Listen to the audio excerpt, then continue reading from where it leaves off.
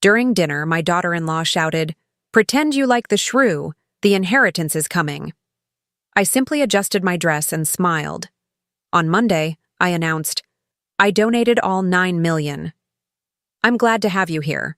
Follow my story until the end and comment the city you're watching from so I can see how far my story has reached."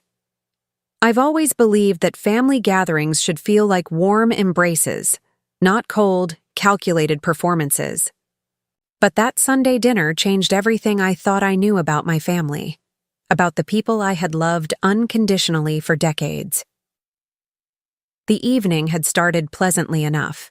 My son Michael had suggested we all gather at his home for a special dinner.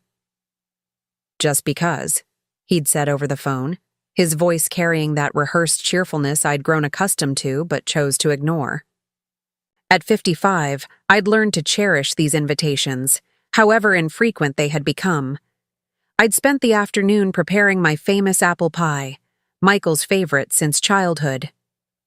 As I pulled into their driveway, I noticed Kiara's luxury SUV parked prominently in front, while my modest sedan would be relegated to the street. A small detail, perhaps, but one that seemed to perfectly symbolize my place in their lives. "Mom, you're here." Michael greeted me with a quick peck on the cheek, taking the pie from my hands before I'd barely crossed the threshold. "Kiara's just finishing up in the kitchen." Their home always felt like a showroom to me, immaculate, expensive, and somehow devoid of warmth despite all the designer furnishings. Photos of Kiara and Michael dominated the walls, with only a single small frame holding a picture of me with my grandchildren, tucked away on a side table where guests were unlikely to notice. Grandma. My grandchildren, Emma and Liam, came running, their genuine excitement a balm to my soul. I knelt down, my knees protesting, and embraced them tightly. "I've missed you two so much," I whispered, breathing in their scent, memorizing the feeling of their small arms around my neck.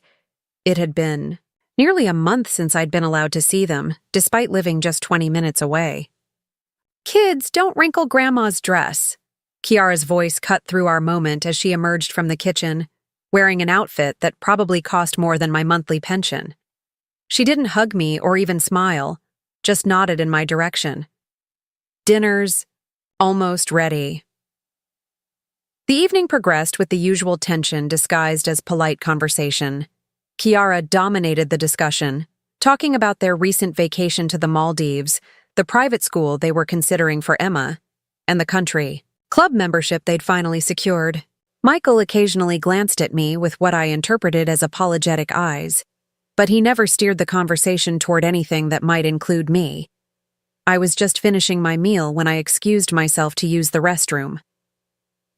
The downstairs bathroom was being renovated, another of Kiara's projects, so I headed upstairs. As I approached the landing, I heard their voices drifting from the kitchen. "I don't see why we have to do this every month," Kiara was saying, her voice sharp with irritation. "She barely notices the effort anyway." "She's my mother, Kiara," Michael replied, though his defense sounded weak, practiced. "Fingdique gosta." "Da Megara," Kiara hissed. "A herança vem aí." She didn't realize I understood Portuguese, a language I'd learned years ago for a job I once loved. "Just pretend you like the old SHREW. The inheritance is coming soon enough." My hand flew to my chest as if to physically hold my heart together. I stood frozen, my breath caught painfully in my throat. "Keep your voice down," Michael whispered urgently. But he didn't contradict her. He didn't defend me. His silence was a confirmation that cut deeper than Kiara's words ever could. Somehow, I managed to compose myself before returning downstairs. I smoothed my dress, a simple blue one I'd worn specifically because Kiara had once complimented it, and fixed a smile on my face that felt like it might crack my skin. "That was a lovely meal," I said as I rejoined them, my voice steady despite the earthquake happening inside me. "But I should probably head home. I'm feeling a bit tired." "Already?" Michael asked, though I could see the relief in his eyes. Haven't even had your pie yet. You can enjoy it tomorrow, I said, gathering my purse. I've been fighting a headache all day. Kiara barely looked up from her phone. Feel better, Agatha. The drive home was a blur. Tears threatened, but I held them back with the determination of a woman who had weathered far worse storms. By the time I pulled into my driveway, a strange calm had settled over me. Inside my modest but comfortable home, a home I'd paid for with decades of hard work, I sat in my favorite chair and finally allowed reality to wash over me. My son and his wife were waiting for me to die so they could inherit my money. The monthly dinners, the occasional phone calls, the measured politeness, it was all a performance with a price tag attached. $9 million. That's what my financial advisor had recently confirmed my estate was worth, thanks to some smart investments and the sale of my late husband's business. $9 million that apparently meant more to my son than the woman who had given him life, who had held him through fevers and heartbreaks, who had worked 60-hour weeks to put him through college. As the first tear finally fell, I reached for my phone and pulled up my calendar. My appointment with my attorney was already scheduled for Monday morning, a routine check-in I'd planned weeks ago. A coincidence that now felt like destiny. I went to bed that night with my mind racing but my heart strangely steady. By morning, I knew exactly what I needed to do. They wanted my money? Well, they were about to learn a valuable lesson about making assumptions. Monday couldn't come soon enough. Sleep eluded me that night. Every time I closed my eyes, I heard Kiara's voice. Just pretend you like the old SHREW. And worse. My son's telling silence. As I lay awake, memories flooded back, washing over me like waves. Some gentle with nostalgia, others sharp with newly recognized pain. I remembered the day Robert died, 27 years ago, but the memory remained razor sharp.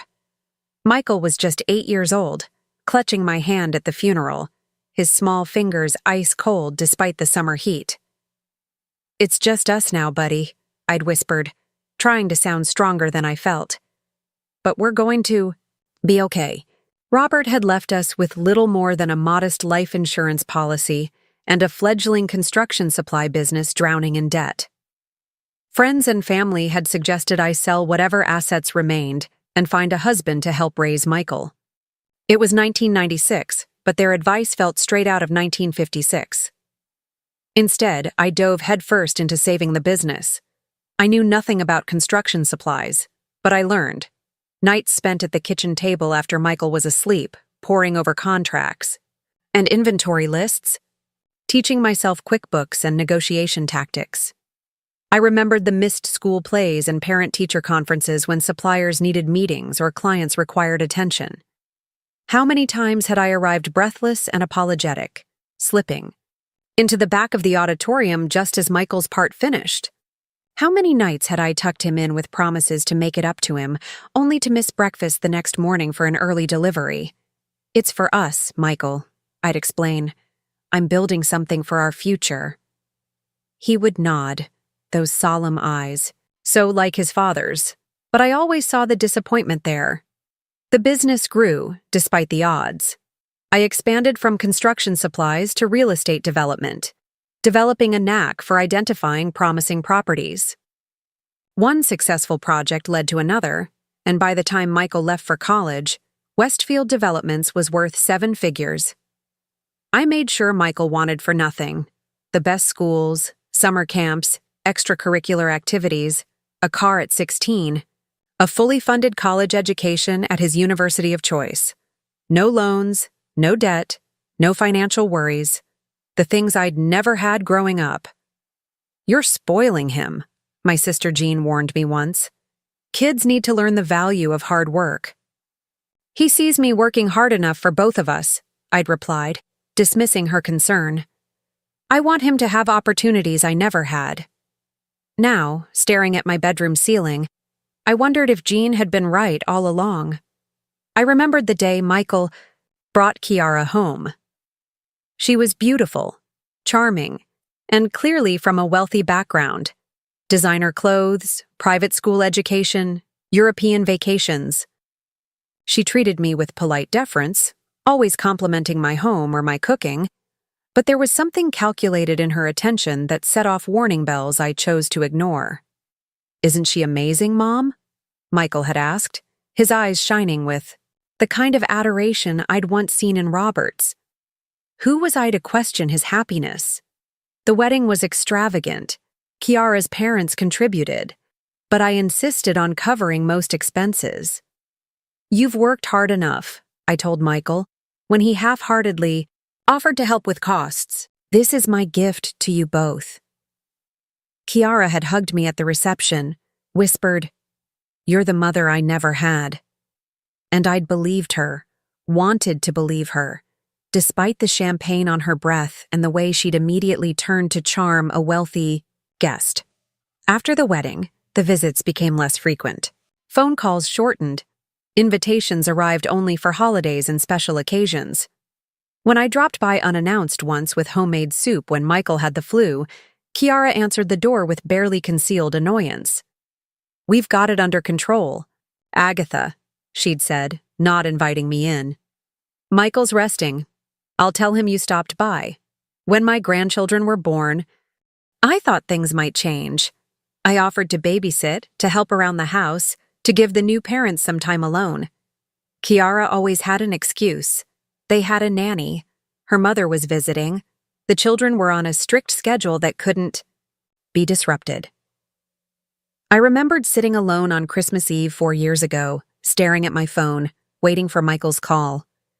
He and Kiara had taken the children to Aspen for the holidays. "It's just easier this way, Mom," he'd explained when canceling our traditional Christmas dinner. "We'll FaceTime you, I promise." The call never came. Just a text the next day. "Sorry, got caught up in festivities. Merry Christmas."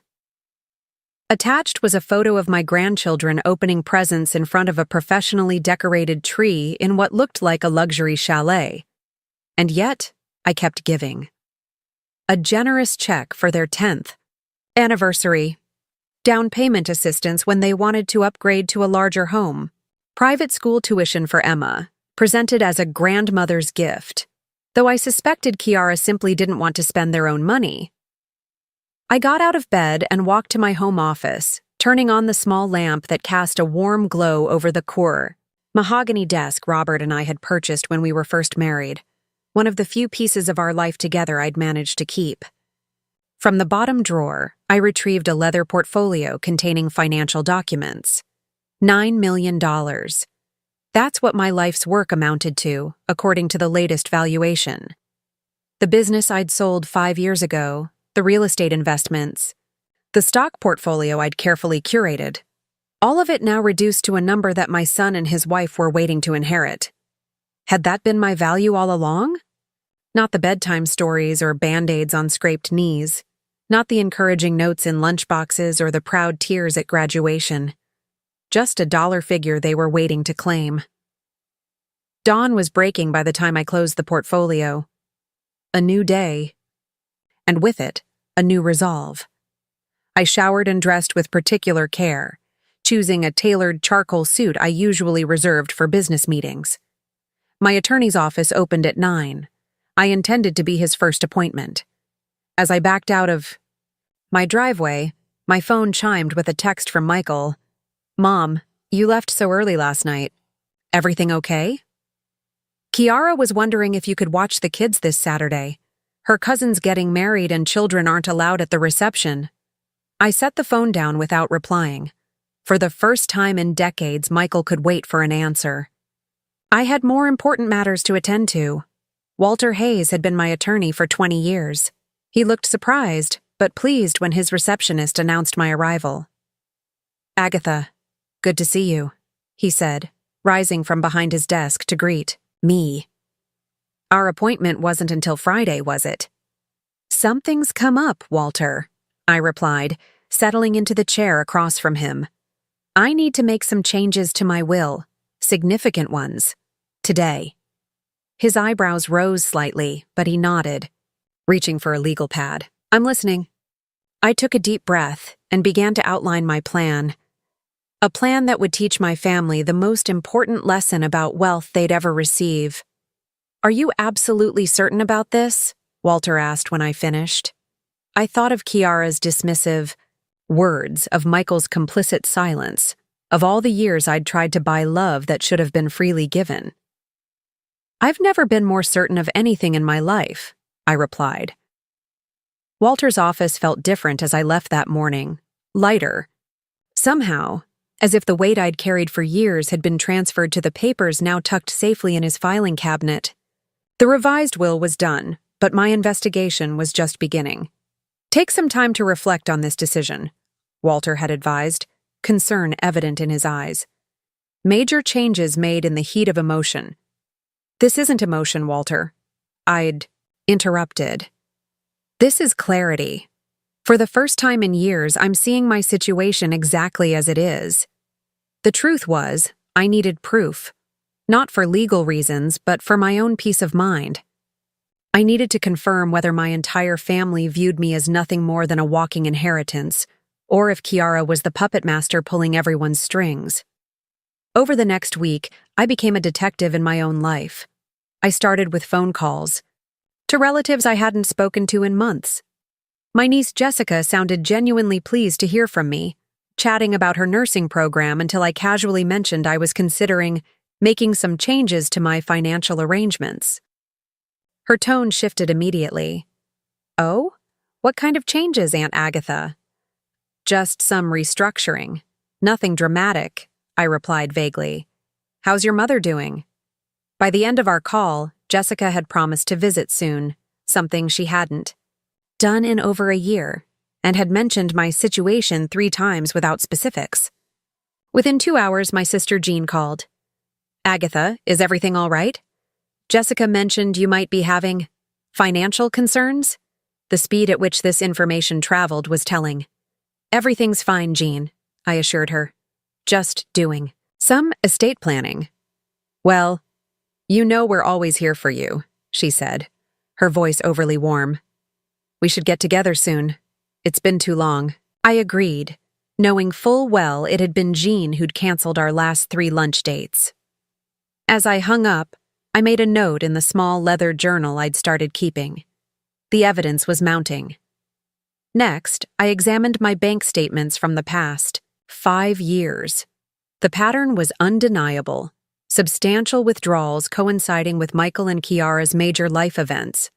$20,000 for their anniversary trip to Italy. $35,000 toward their home renovation. $15,000 for Emma's private school deposit. I'd always viewed these as gifts freely given. Now I wondered, had they been expected? Demanded even in subtle ways I'd been too blind to recognize? More troubling were the small regular transfers to Michael's account, $500 every month for the past 3 years. I'd started them when he mentioned some temporary financial strain, intended as a short-term help. Yet they'd continued, unacknowledged, unmentioned, simply accepted as if they were his due. I called my financial advisor next. Richard, has Michael ever contacted you directly? I asked after exchanging pleasantries. A pause. He has, actually. About 6 months ago. He was inquiring about your portfolio value and retirement projections. Another hesitation. I assumed you'd authorize the conversation. I hadn't. What information did you share? Nothing specific, Agatha. I told him he'd need your written permission for details. But I did mention your assets were substantial. Was that inappropriate? No, Richard. You did the right thing. I'm just trying to get my affairs in order. My journal entries grew longer each day. Small incidents I'd previously dismissed now appeared in a sinister light. The time Kiara had borrowed my credit card for emergency diapers and returned it with $800 in unexplained charges. The family heirloom jewelry that had unfortunately been damaged during a house cleaning. Pieces that had mysteriously disappeared. Michael's increasing reluctance to discuss their finances despite their lavish lifestyle. The most revealing test came when I canceled Saturday's babysitting without explanation. Michael called immediately. "Mom, we really need you tomorrow. Kiara's already bought her dress for this wedding." "I'm sorry, Michael. Something important came up." "More important than helping your family?" His voice had an edge I rarely heard. Frustration bordering on anger. "Yes," I said simply. "More important." The silence that followed spoke volumes. No concern for what my important matter might be. No offer to help me instead. Just disappointment that I wouldn't be providing the free childcare they'd counted on. "Fine," he finally said. "We'll figure something out." 3 hours later, Kiara called with a voice dripping honey. "Agatha, darling, I hope everything's okay. Michael mentioned you had something come up Saturday." "Just some personal business. Kiara, anything we can help with?" She paused. "You know, if it's about the house or any paperwork, Michael would be happy to come over." "Paperwork?" "You know, important documents. Wills, trusts, that sort of thing. It's so complicated these days, isn't it? Michael worries you might be overwhelmed managing it all alone." There it was. The confirmation I'd been seeking but dreading to find.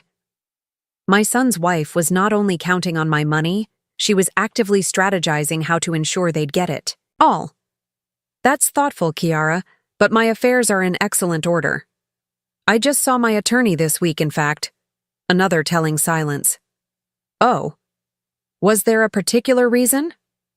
"Nothing for you to worry about," I assured her, a new steel in my voice that I could tell caught her off guard. After we hung up, I sat in my garden, watching the sun set over the roses Robert and I had planted decades ago. The evidence was irrefutable. My family, or at least the part of it I'd prioritized for years, saw me as nothing more than a future inheritance. The realization should have crushed me. Instead, it crystallized my resolve. The plan I'd set in motion with Walter wasn't just right, it was necessary. That evening, I called Jean's daughter Jessica back.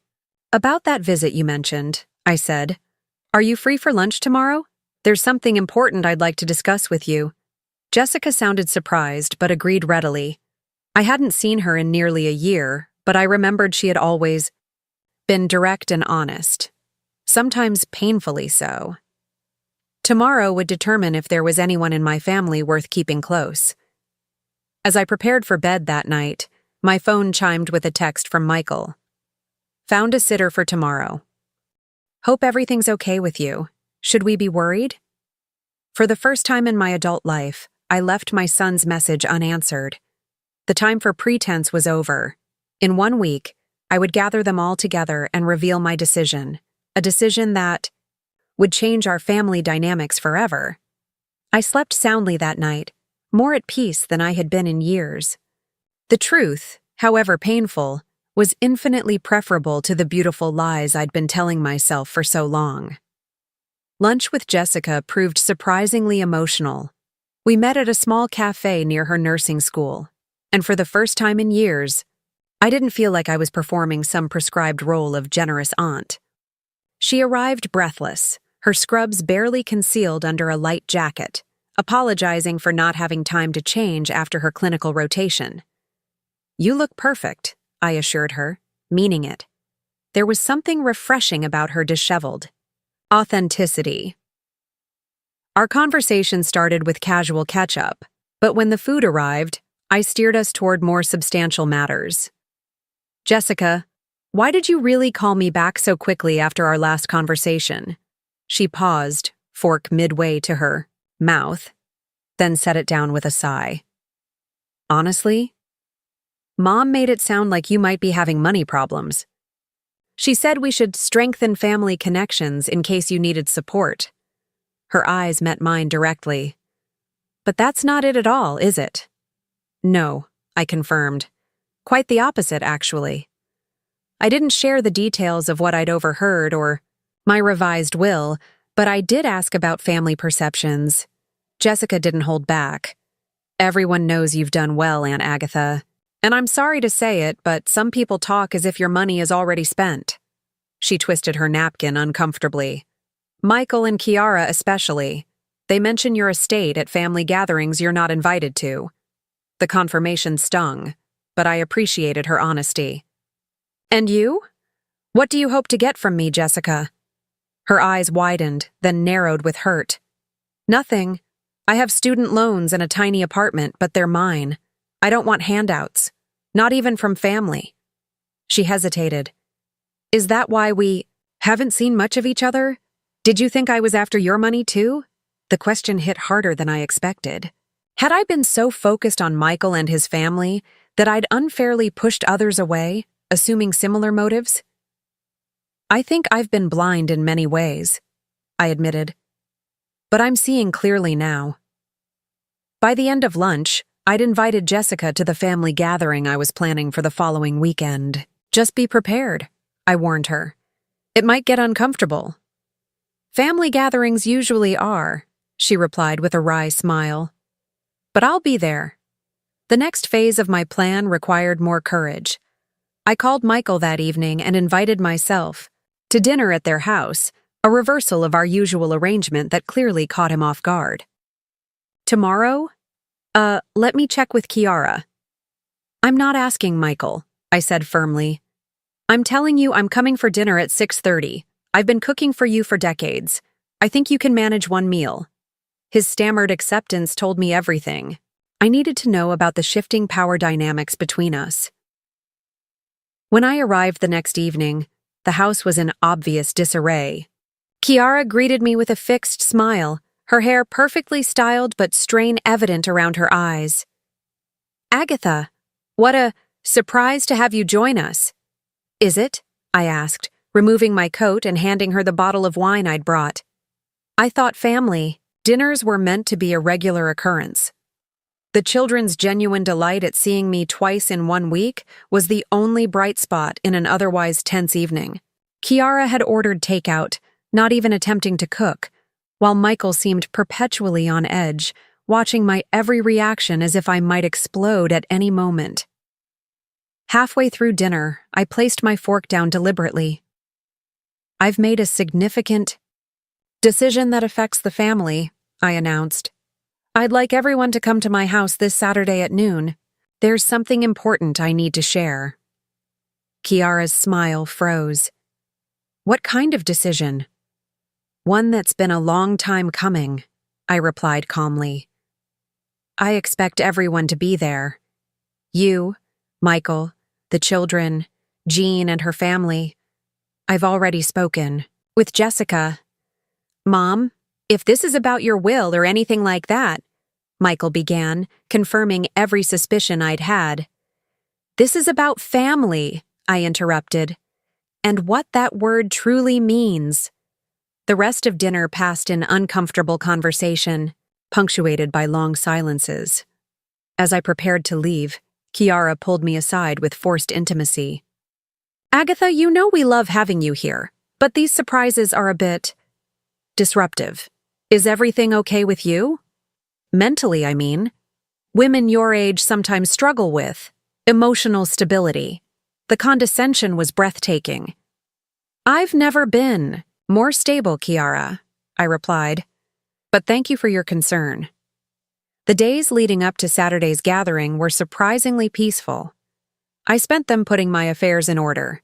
Not in the euphemistic sense, but literally organizing my life and home. I cleaned closets, sorted photographs, and prepared the formal dining room I rarely used. Walter called midweek to confirm the paperwork was finalized. The documents will be delivered Friday, he assured me. Are you still certain about this, Agatha? Absolutely, I told him, more certain with each passing day. By Saturday morning, everything was ready. I'd prepared a simple lunch, nothing elaborate, just sandwiches and salad. This wasn't a celebration, after all, but a reckoning. Jean's family arrived first, her husband Tom, Jessica, and her son Brian with his wife. They seemed nervous but genuinely pleased to be invited. Michael, Kiara, and the children arrived precisely. At noon, Kiara wearing what I recognized as her important meetings outfit, complete with the pearl necklace I'd given her for her 30th birthday. Once everyone was seated in the living room, I remained standing, acutely aware of the weight of the moment. "Thank you all for coming," I began. "I've recently had cause to reflect on what family truly means and what my legacy should be." The room grew silent. I could practically hear the calculations running through Kiara's mind. For years, I've worked to build financial security. First, for Michael after his father died, then for myself in retirement. I've been fortunate. My investments have done well. I paused, looking directly at Kiara. "Very well, in fact." Michael shifted uncomfortably. Kiara's smile grew more predatory. "I've realized, however, that money without values isn't a gift. It's a burden, perhaps even a curse." I opened the folder Walter had delivered and removed the documents inside. "I've made a decision about my estate, which is currently valued at approximately $9 million. A collective intake of breath filled the room. Even Jean, who I knew had suspected my success, seemed shocked by the figure. As of Monday, $6 million of that amount has been donated to a trust dedicated to supporting small business owners who are single parents. The remaining $3 million will be distributed as follows." Kiara's face drained of color. Michael's mouth opened, then closed without sound. "Michael and Kiara, you will receive $250,000, enough to pay off your mortgage, but not enough to maintain your current lifestyle without working." "Mom, you can't be serious," Michael began, but I held up my hand. "Emma and Liam will each receive $1 million in education trusts, accessible only for tuition and related expenses, with any remainder released when they turn 30. Kiara stood up abruptly. "This is outrageous. You can't just—" "I can, and I have," I said calmly. "The remaining funds will be distributed among other family members who have demonstrated that they value relationships over resources." I looked at Jessica, whose eyes were wide with shock, then back to my son and his wife. "You've made it clear what matters most to you," I continued. "And it isn't me." Michael's face had turned an alarming shade of red. "Is this because Kiara called you a name? She was just joking." The room fell silent again as everyone processed this revelation. "This isn't about a name, Michael. This is about the silence that followed it. Your silence." I set the papers down on the coffee table. "The donations have already been processed. The decision is final." Kiara grabbed her purse, her movements jerky, with rage. "Come on, Michael, we're leaving." But Michael didn't move. For the first time in years, he was looking at me, really looking at me, with something beyond expectation or obligation in his eyes. "What have we done?" he whispered. The silence that followed Michael's question hung heavy in the room. Kiara stood by the doorway, her face contorted with fury, while the rest of the family remained frozen in their seats, witnesses to the implosion of carefully constructed facades. "What have we done?" Michael repeated, his voice stronger this time. "Mom, you can't be serious about this." "I've never been more serious about anything in my life," I replied, my voice steady despite the emotions swirling inside me. Kiara marched back across the room, her designer heels clicking aggressively against my hardwood floors. "This is elder abuse," she declared, pointing a manicured finger at me. "You're clearly not in your right mind. We'll contest this." Jessica stood up then, surprising everyone. "Aunt Agatha seems perfectly lucid to me," she said quietly. "Maybe, instead of threatening her, you should consider why she felt the need to do this." Kiara rounded on her. "Stay out of this. You're just happy because you're getting a piece of what should have been ours." "I didn't even know there was money involved. Until 5 minutes ago," Jessica shot back. "Some of us actually care about Aunt Agatha as a person." Jean cleared her throat. "Perhaps we should all calm down and—" "No," I interrupted. No more calming down. No more pretending. This family has swept too much under the rug for too long. I turned to Michael, who looked as though he'd aged 10 years in the past 10 minutes. I heard what Kiara said about me at dinner last week. I heard her call me a Megara and talk about waiting for my inheritance. And I heard your silence, Michael. Gasps and murmurs rippled through the room. Emma, who at 9 was old enough to understand the tension, if not its cause, pressed herself against the sofa cushions as if trying to disappear. It wasn't like that, Michael stammered. Kiara was just frustrated. We didn't mean... Don't lie to me, I said sharply. Not anymore. I've spent the past week looking back at our relationship over the years. The monthly checks you never acknowledged, the gifts that became expectations. The way I was gradually excluded from your lives except when you needed something. That's not fair, Kiara interjected. We include you in everything important. When was the last time you invited me over without asking for money or childcare? I challenged. Her mouth opened, then closed without an answer. The truth is, I continued, looking around the room at all of them. I enabled this. I thought I could buy my way into your lives.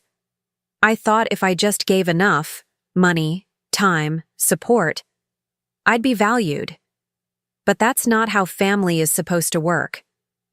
Michael's eyes filled with tears. Whether from genuine remorse or the loss of his expected windfall, I couldn't tell. Mom, please, he said, stepping toward me. We can fix this. We love you. Do you? I asked simply. Or do you love what I can provide? Of course we love you, he insisted, glancing back at Kiara, who remained stonily silent. This is just a misunderstanding. Then explain it to me, I challenged. Explain why you checked on my estate value with my financial advisor without my knowledge. Explain why every time I've set a boundary this past week, declining to babysit, insisting on dinner at your house, you've reacted with anger rather than concern. He had no answer. Jean stood up, her expression troubled. Agatha, while I don't condone Kiara's behavior or Michael's complicity, don't you think this is an extreme reaction? They're still your family. Yes, they are, I agreed. Which is why I didn't leave them nothing. The children's education is secured. Their home can be too if they choose to use the money wisely. But I won't fund a lifestyle built on waiting for me to die. You self-righteous old... Kiara began. But Michael cut her off with a sharp gesture. Enough, Kiara. You're making it worse. He turned back to me, his expression shifting to something that might have been genuine remorse. Mom, I don't know what to say. I never meant for you to feel used. Intentions matter less than actions, Michael. For years, your actions have shown me exactly where I stand in your priorities. So that's it? Kiara demanded. You've made your decision, ruined our lives, and now we're just supposed to accept it? Your lives aren't ruined, I responded calmly. You're both healthy, educated adults with every advantage. If losing an inheritance you never earned ruins you, then I've failed as a mother in more ways than I realized. The room fell silent again. Tom, Jean's husband, who had remained quiet throughout the confrontation, finally spoke up. Perhaps we should give Agatha and Michael some privacy to discuss this. I shook my head. No, this needs to be said in front of everyone. No more secrets, no more pretending. I walked over to where Emma and Liam sat, their small faces pinched with confusion and distress. Kneeling down to their level, I took their hands in mine. I want you both to know that none of this is your fault. I love you very much, and I always will. That's why I've made sure you'll have money for college and whatever comes after, because grandmothers are supposed to look out for their grandchildren's futures. Emma's eyes filled with tears. Are you mad at Daddy and Mommy? I'm disappointed, I told her honestly. But that has nothing to do with how I feel about you. I stood up again, facing the room. I've made my decision and it's final. What happens next is up to each of you. Kiara grabbed her purse again. Children, we're leaving. Now. Michael hesitated, looking torn between his wife and his mother. Michael, Kiara snapped. Now. With a last, conflicted glance at me, he followed his wife, ushering the children toward the door. The sound of it, slamming behind them, echoed through the suddenly quiet house. Jean approached me cautiously. Agatha, are you okay? I nodded, surprised to find it was true. I am. For the first time in years, I think I really am. After the others had left, with promises to call and check on me, Jessica stayed behind to help clean up the barely touched lunch. I'm proud of you, Aunt Agatha, she said as we washed dishes side by side. That took incredible courage. Not courage, I corrected her. Self-respect. Something I should have found years ago. What do you think will happen now? She asked. With Michael and Kiara, I mean. I considered the question as I dried a plate. I don't know. That's up to them. But I do know that whatever relationship we have going forward will be built on something real, not financial dependence. Jessica nodded thoughtfully. For what it's worth, I think Michael does love you. He's just lost his way. Perhaps, I acknowledged. Time will tell. After Jessica left, I sat alone in my garden, watching the sunset paint the sky in shades of pink and gold. The confrontation had been painful, yes, but also strangely freeing. The weight I'd carried for so long, the desperate need to be valued, by people who saw me as a means to an end, had finally been set down. My phone buzzed with a text from Michael. We need to talk. Just you and me. I stared at the message for a long moment, then typed a simple reply. When you're ready to be honest, I'll be here. The future was uncertain, but for once, that didn't frighten me. I had spoken my truth. I had stood my ground. Whatever came next, I would face it with the dignity I had finally reclaimed for myself. 3 weeks passed before I heard from Michael again. 3 weeks of surprising peace, interrupted occasionally by worried calls from Jean or thoughtful texts from Jessica. 3 weeks of rediscovering who I was beyond the role of the bank of mom. I planted a new rose garden, joined a book club at the local library, and even accepted a dinner invitation from Walter and his wife, my first purely social engagement in longer than I could remember. Life continued, simpler but somehow richer than before. When Michael finally called, his voice sounded different. Humbled, perhaps even genuinely contrite. Can we meet somewhere? He asked. Just us. No Kiara.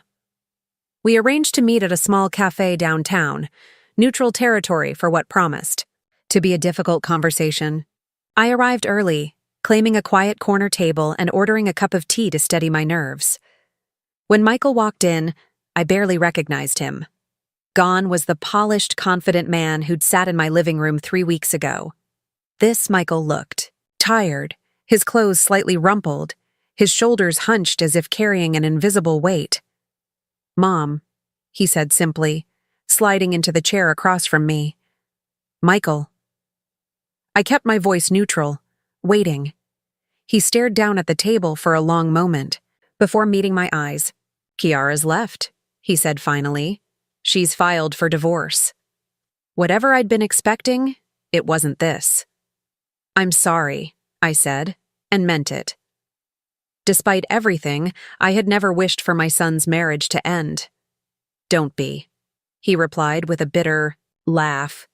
It turns out when the money disappeared, so did her interest in being my wife. He ran a hand through his hair. She wanted me to contest the will, hire lawyers, declare you incompetent, whatever it took to get the inheritance back. When I refused, she said I was choosing you over her and the children. And the children? I asked, my heart tightening. We're working out custody. His voice cracked slightly. She's angry, but she won't keep them from me, or you. In fact, she told them you weren't their grandmother anymore, and Emma got so upset that Kiara had to backtrack. I sipped my tea, processing this information. I never intended to cause this kind of upheaval in your life, Michael. Didn't you?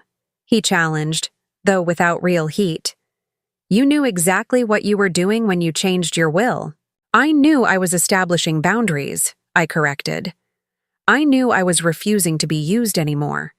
The consequences of that were up to each of you. He nodded slowly. Fair enough.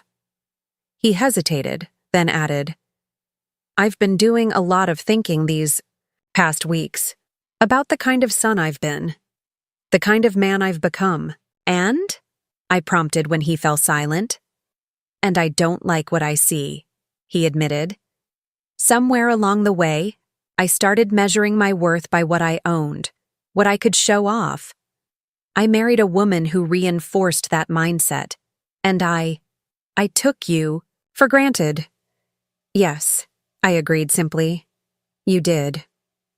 I remember how hard you worked after Dad died, he continued. The long hours, the stress. I was so proud of you then. Somewhere along the way, I stopped seeing your success as something you earned and started seeing it as something I deserved to benefit from. Why? I asked, the question that had haunted me for weeks finally finding voice. Was I too generous? Did I make it too easy? Michael considered this. Maybe partly, but that's not an excuse. I was an adult making choices. Bad ones. He met my eyes directly. I let Kiara's attitude toward you go unchallenged because it was easier than standing up to her. I accepted your financial help without gratitude because it was easier than living within my means. I allowed the distance between us to grow because addressing it would have meant confronting uncomfortable truths. His honesty was unexpected, and I had to admit, touching.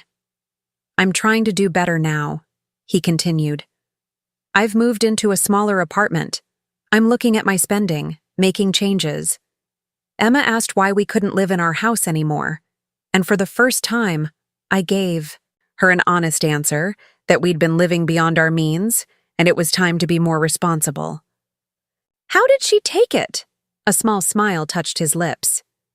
Better than I expected. She asked if that meant we could get a dog now, since the old house had rules against pets. I found myself smiling too, recognizing the resilience of children. I don't expect forgiveness, Michael said after a moment, and I don't expect you to change your mind about the will. But I want you to know that I understand why you did what you did, and in a strange way, I'm grateful. Grateful? I echoed. Surprised? This wake-up call was long overdue. I hate that it took something so dramatic to make me see what I was becoming. But I'm glad it happened before it was too late to change. I studied my son's face, searching for signs of manipulation or insincerity, but found none. This wasn't the polished performance I'd grown accustomed to. This was raw, painful honesty. I've missed you, I admitted finally. Not the you that showed up for monthly dinners with an agenda, but the real you. The son who used to call just to tell me about his day. I've missed that too, he said quietly. I've missed a lot of things. We talked for nearly 2 hours, laying bare years of misunderstandings and unspoken resentments. It wasn't easy, and at times it was painfully uncomfortable, but it felt necessary, like lancing a wound to allow it to heal properly. When we finally parted, Michael hugged me tightly. Can I bring the kids to see you this weekend? He asked. No agenda, no expectations, just family time. I'd like that, I told him, meaning it. The following Saturday, Michael arrived with Emma and Liam, both clutching homemade cards. We spent the day baking cookies and playing board games, and for the first time in years, I felt like a grandmother rather than an ATM. As weeks turned into months, our new relationship slowly took root. It wasn't perfect. There were setbacks and difficult moments, times when old patterns threatened to resurface. But there was honesty now, and a mutual respect that had been missing before. Kiara remained distant, our only communication happening through Michael regarding the children. The divorce proceeded, and though I never asked for details, Jessica mentioned hearing that Kiara had started dating a wealthy real estate developer barely a month after the separation. 6 months after. What the family now referred to simply as the meeting, I invited everyone to my home for Thanksgiving. Jean and her family came, including Jessica, who proudly introduced her new boyfriend. Michael arrived with Emma and Liam, all three looking more relaxed and genuine than I'd seen them in years. As we gathered around the table, I looked at the faces of my family. Imperfect, complicated, but real. The relationships were no longer transactional but built on something more meaningful. "Before we eat," I said, raising my glass, "I'd like to propose a toast." Everyone fell silent, glasses raised expectantly. "To second chances," I said simply, "and to the courage to demand better, from others and from ourselves." "To second chances," they echoed. Later, as the evening wound down and guests began to leave, Michael lingered behind to help with cleanup. "You know," he said as we worked side by side in the kitchen, "I think this might have been the best Thanksgiving we've ever had." "Because of the food?" I teased. "Because it was real," he replied seriously. "No pretending, no hidden agendas. Just family being family. Messy and honest." I smiled, realizing he was right. The inheritance that had once threatened to divide us had, ironically, cleared the way for something far more valuable: authenticity. That night, after everyone had gone, I sat in my garden wrapped in a warm blanket against the November chill. The stars shone overhead, and I found myself speaking aloud to Robert as I sometimes did when I was alone. "You'd be proud," I told him. "Not of the money or the business success, but of this. Finding the courage to demand dignity, to insist on being valued for who I am rather than what I have." A gentle breeze rustled the leaves, and I could almost imagine it was his response. Some inheritances, I realized, weren't measured in dollars, but in the strength to stand up for yourself, in the wisdom to know your own worth, and in the peace that comes from living with integrity. That was the true legacy I hoped to leave behind. Not millions in the bank, but the example of a woman who finally learned that respect cannot be bought, only earned, and that genuine love is never conditional. Had reclaimed my dignity, and in doing so, I had found something far more precious than any inheritance: myself. Now I'm curious about you who listened to my story. What would you do if you were in my place? Have you ever been through something similar? Comment below. And meanwhile, I'm leaving on the final screen 2 other stories that are channel favorites, and they will definitely surprise you. Thank you for watching until here.